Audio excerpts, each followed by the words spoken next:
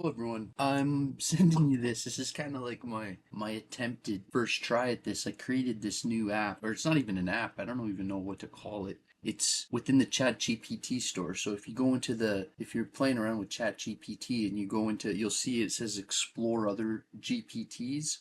Like they're kind of like their Google Play Store, but within ChatGPT. And you'll find one that's called Ancient Insights by Mainland Productions, built by yours truly. And I want to just give an example of what it can do. So what I do have right now is just my phone out, and I'm going to show you a 10-minute example. Okay, and what I'm going to do is I'm going to show you how I would give it a voice command and then it would answer, and I'll just try to ask a random question. I've trained this thing in everything from every version it could find online of the ancient Bible to things like all of classical Greek and Roman philosophy and mythology. It's heavily trained in the Arthur legends and in Norse and Celtic and Pictic, Druid history. It's read all the original founders of psychology's manuscripts deeply. So let's see if this tests out.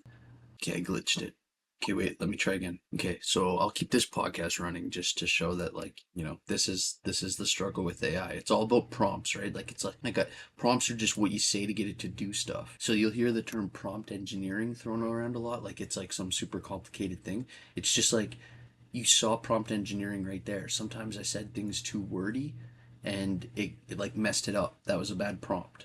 Okay, so let's try it again. Based on what you've been taught about psychology and on the key writings of the founders, how would you recommend people deal with anxiety nowadays? Dealing with anxiety effectively requires a multifaceted approach, drawing on key psychological theories and practices from the founders of psychology and contemporary research. Here's a comprehensive strategy: cognitive behavioral techniques, cognitive behavioral therapy, CBT, origins, developed by Aaron Beck and Albert Ellis. Principle: anxiety often stems from distorted thinking patterns. By identifying and challenging these thoughts, individuals can change their emotional responses. Application: thought records. Keep a diary of anxious thoughts and the situations that trigger them. Challenge these thoughts by examining the evidence for and against them. Behavioral experiments. Test the validity of anxious predictions through controlled experiments. Mindfulness and acceptance. Can you continue this, but can you make this more conversational, less like a textbook and more like advice giving to a close friend? Continue in that triple speed. Absolutely. Let's make this more conversational and friendly. Here we go. Cognitive behavioral techniques, CBT basics. Sometimes our brains trick us into thinking the worst. CBT helps you catch those tricky thoughts. Imagine you're keeping a thought journal. Whenever you feel anxious, jot down what you're thinking and then play detective. Ask yourself, is this really true? What's the evidence? Behavioral experiments. Hey, why not test your anxious predictions? If you're worried about a presentation, try practicing in front of a friend. You might find it's not as scary as you thought. Mindfulness and acceptance. Mindfulness moments. Okay, let's talk mindfulness. It's all about staying in the moment. Try this. Take 5 minutes to just breathe and focus on what you feel right now. No judgment, just noticing. It's like a mini vacation for your brain. Acceptance and commitment. Here's a thought. What if you didn't fight your anxiety, but accepted it? Sounds weird, right? But when you stop wrestling with it, it loses power. Focus on what really matters to you and take small steps towards those values, There we even if go. anxiety tags along. Psychoanalytic insights. Exploring the depths. Think of this like diving into your psyche. Sometimes anxiety is about old buried stuff. Talking to a therapist can help dig up those old stories and bring some understanding. Yeah. And don't forget your dreams. They can be pretty revealing about what's going on inside. Humanistic approaches self-compassion. Remember, being kind to yourself is crucial. We're often our own worst critics. Try talking to yourself like you would a friend. If you mess up, instead of beating yourself up, it's okay. Everyone makes mistakes. Biological and lifestyle tips. Medication and exercise. Sometimes a little help from medication can be a game changer, but talk to your doctor about it. And seriously, exercise is like magic for your mood. Even a walk around the block can help shake off some anxiety. Diet and sleep. Also, what you Excellent. eat can make a big difference. Aim for balanced meals and cut back on caffeine. And good sleep? Absolutely essential. Try sticking to a regular sleep schedule. Social support and community. Lean on friends. Having a solid support system can really help. Don't be afraid to. Okay, so this all sounds good, but I could picture a listener thinking like, okay, but what if I'm already at that burnout point? Like this all sounds good if you're like constructing a life from scratch, but how do you deal with when you feel like that battery is low? Let's see how she Absolutely, I get it. If you're it can feel overwhelming to even start making changes. Let's focus on practical, immediate steps to help recharge when you're already feeling drained. Recognize burnout. The first step is recognizing that you're burned out. It's okay to admit it. Burnout is more than just feeling tired, it's physical and emotional exhaustion, cynicism, and feeling less effective at work or in daily tasks. Immediate relief steps: take a break.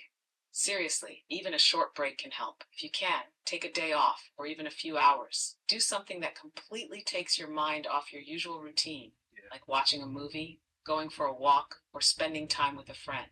Unplug, disconnect from work and social media for a bit. It can help reduce the constant bombardment of information and demands. Deep breathing and meditation. Try this. Sit quietly and take slow, deep breaths. Inhale for 4 counts, hold for 4, and exhale for 4. Just a few minutes can calm your mind and body. Small, manageable changes prioritize sleep. Make sleep a priority. Create a bedtime routine that helps you wind down, like reading a book or taking a warm bath. Aim for at least 7 to 8 hours. Can you go more into how sleep deprivation specifically affects cognitive performance and make this relevant for college and university students? Absolutely. Let's dive into how sleep deprivation affects cognitive performance, especially relevant for college and university students. Introduction. Welcome back to Psychological Insights. Today, we're talking Psychological about sleep insights. deprivation and its impact on cognitive performance, particularly for college and university students. This is a crucial topic because sleep is often sacrificed in the hustle and bustle of academic life. Let's explore why that's a bad idea and what you can do about it. The importance of sleep. Sleep isn't just downtime for your body and brain. It's an active period during which important processes take place to help your mind and body function optimally. For students, sleep is critical for learning, memory consolidation, and overall cognitive performance. Effects of sleep deprivation on cognitive performance. When you're sleep deprived, several cognitive functions take a hit. Here's how. Memory and learning. Short-term memory. Sleep deprivation affects your ability to retain information. This is crucial for students who need to. Okay, so these students are going to all know all these points you're about to say. Talk about it at a more subjective level of how sleep deprivation affects how you experience your perceptual world.